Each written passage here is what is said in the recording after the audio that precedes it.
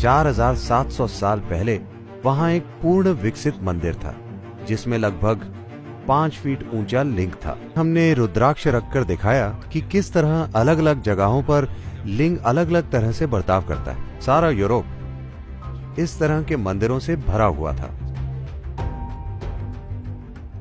मैं सिर्फ 2 सप्ताह पहले तुर्की में था। आपने कोन्या के बारे में सुना है? बाहर बगीचे में ढेर सारे टूटे हुए टुकड़े थे, विशाल चेहरे, आधे अधूरे चेहरे, कई तरह की चीजें। पुराने मंदिरों को तोड़कर बुनियाद के पत्थर बना दिए।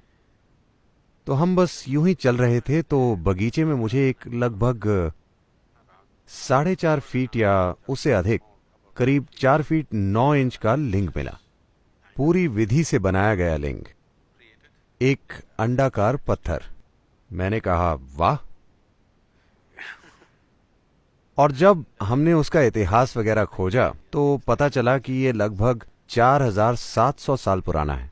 4700 साल पहले वहां एक पूर्ण विकसित मंदिर था जिसमें लगभग 5 फीट ऊंचा लिंग था जिसे पूजा जाता था, और इतने साल पहले उसकी प्राण प्रतिष्ठा की गई थी। अब तक जीवित है। छोटी दरारें थी तो वो थोड़ा बिगड़ चुका था, और मैं बस उन 3-4 लोगों को दिखा रहा था जो मेरे साथ थे कि लिंग पर हर बिंदु अलग है।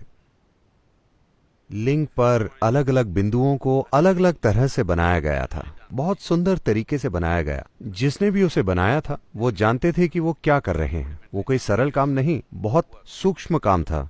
4700 साल बाद अब तक जीवित, बगीचे में फेंका हुआ, जिसकी पूजा नहीं होती फिर भी जीवित। थोड़ी बहुत दरारों के कारण उसमें थोड़ी गड़बड़ी थी, मगर उसकी मौजूदगी बरकरार थी। मैंने लोगों को दिखाया, मैंने महसूस किया, पर वो देखना चाहते थे। इसीलिए हमने रुद्राक्ष रखकर दिखाया कि किस तरह अलग अलग जगहों पर लिंग अलग अलग तरह से बर्ताव करता है। तो अतीत में ये काम खूब किया गया है, मगर जब बहुत ही, आप जानते हैं, जब मेरा रास्ता या कोई रास्ता नहीं वाला रवैया आया, तब इन चीजों को धराशाही कर दिया गया कई तरीकों से। वरना सारा यूरोप इस तरह के मंदिरों से भरा हुआ था। इस तरह के प्राण प्रतिष्ठित स्थान थे। पूरब के इन मंदिरों को कभी प्रार्थना स्थल के रूप में नहीं बनाया गया था। भारत में भी आज भी मंदिर में कोई प्रार्थना नहीं करवाता। आपको वहां प्रार्थना या पूजा नहीं करनी होती, मगर आपको बस वहां बैठकर आ जाना होता है। विचार ये था कि लोग जाकर वहां बैठेंगे और लाभ उठाएंगे। मंदिरों को इसी तरह बनाया गया था।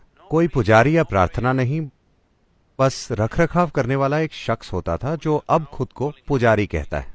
कुछ परिवारों को उस स्थान की पवित्रता कायम रखने के लिए जिम्मेदारी दी जाती थी ताकि वो एक खास तरीके से चलता रहे। आपको बस वहां जाकर थोड़ी देर बैठना और वापस आना होता था। दक्षिण भारत में ये परंपरा अब भी जीवित है। उत्तर में वो बिगड़ गया है क्योंकि उत्तर भारत ने विदेशी हमले झेले, जिससे दक्षिण भारत बच गया।